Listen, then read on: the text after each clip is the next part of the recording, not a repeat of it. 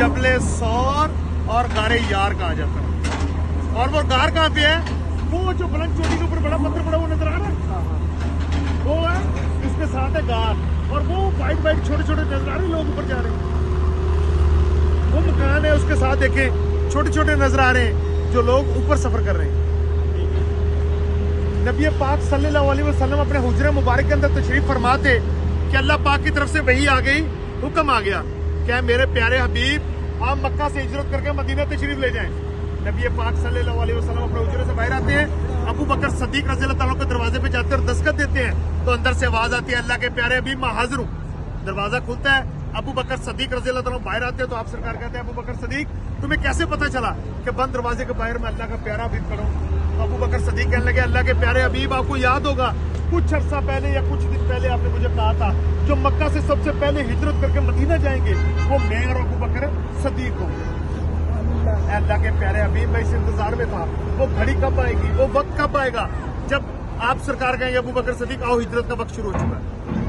देखिए मेरे भाइयों हम इसी गाड़ी में आए तो गर्मी महसूस की हो तो जंप वगैरह, लेकिन उस दौर में ना ये गाड़ियां थी ना ये कारपेट रोड थे बल्कि तमाम पहाड़ ही पहाड़ थे।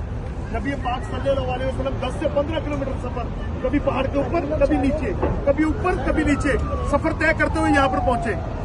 जब यहाँ पर पहुंचे तो नुकीले पत्थर लग कर आप सरकार हजूर पाक सल्लल्लाहु अलैहि वसल्लम के पांव मुबारक जख्मी हो चुके थे, पांव से खून बह रहा था।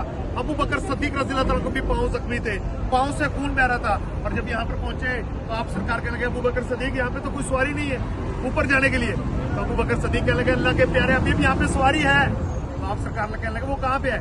तो अबू बकर सदीक कहने लगे मैं जो हूँ।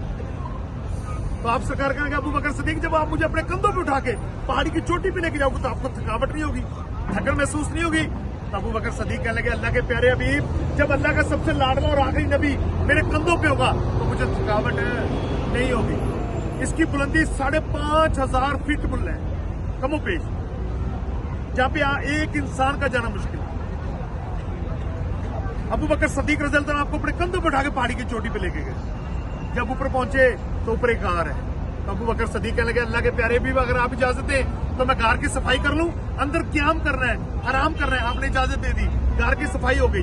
अंदर छोटे छोटे सुराख थे, अबू बकर सदीक रज़ी अल्लाह तआला अपना इमामा शरीफ उतारा, इसको फाड़ लिया और सुराखों में देना शुरू कर दिया। इमामा शरीफ खत्म हो गया, सुराख बाकी बच गए। अबू बकर सदीक रज़ी अल्लाह तआला अपना चोला मुबारक उतारा, इसको भी फाड़ लिया और सुराखों में देना शुरू कर दिया। चोला मुबारक भी खत्म हो गया, एक सुराख बच गया जहां पर अबू बकर सदीक रज़ी अल्लाह तआला अपने पांव की एडी रख ली और आप सरकार हजूर पाक सल्लल्लाहु अलैहि वसल्लम आपकी गोद में आराम फरमा रहे। नीचे से कोई चीज अबू बकर सदीक रज़ी अल्लाह तआला पांव को डस रही है। उलमा इकराम कहते हैं वो सांप था, जब सांप ने एक दफा डसा तो आपने बर्दाश्त किया, सांप ने दूसरा फिर डसा फिर भी बर्दाश्त किया, सांप ने तीसरा फिर डसा फिर भी बर्दाश्त किया। हमारे सांप एक दफा डसने तो हमारी क्या हालत होती है, लेकिन जब सांप ने चौथी दफा डसा जो उसके डसने का जो जहर था वो इतना जहरीला था, इतना दर्दनाक था कि अबू बकर सदीक रज़ी अल्लाह तआला की आंखों से आंसू जारी हो गए। जब आंखों से आंसू जारी हुए तो आप सरकार हजूर पाक सल्लल्लाहु अलैहि वसल्लम के चेहरे मुबारक पर पड़े तो आप सरकार नींद से बेदार हो गए। तो आप सरकार कहने लगा अबू बकर सदीक क्या बात है, क्यों रो रहे हो? क्या आपको अपने बीवी बच्चे छोड़ने का गम है, अपने बहन भाई दोस्त अहबाब वालिदैन छोड़ने का गम है?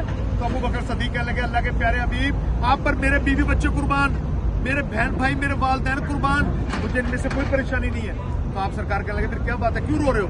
तो अबू बकर सदीक रज़ी अल्लाह तआला कहने लगे या अल्लाह के प्यारे हबीब नीचे से कोई चीज मेरे पांव को डस रही है। तो आपने कहा अपनी टांग मुबारक साइड पे करें, जब टांग मुबारक साइड पे की सांप दिल से बाहर आ गए। तो आप सरकार सांप से बात करते हैं, सांप से मुखातिब होते हैं, क्या सांप तुझे नहीं पता तूने किस सहाबी को डसा है? तो सांप अल्लाह की बारगाह में दुआ करता है कि परवरदिगार मुझे कुछ देर के लिए जुबान दे दे, मैं तेरे प्यारे हबीब के साथ बात करना चाहता हूँ, मुखातिब होना चाहता हूँ। तो मेरे भाइयों सांप को जुबान लगे तो सांप क्या कहता है कि अल्लाह के प्यारे हबीब मैंने अल्लाह की बारगाह में दुआ की थी, क्या परवरदिगार मरने से पहले दीदार मुस्तफा नसीब अता फरमा। मेरे भाइयों वो तो एक सांप था, हम तो उसके उम्मती हैं, वो उम्मती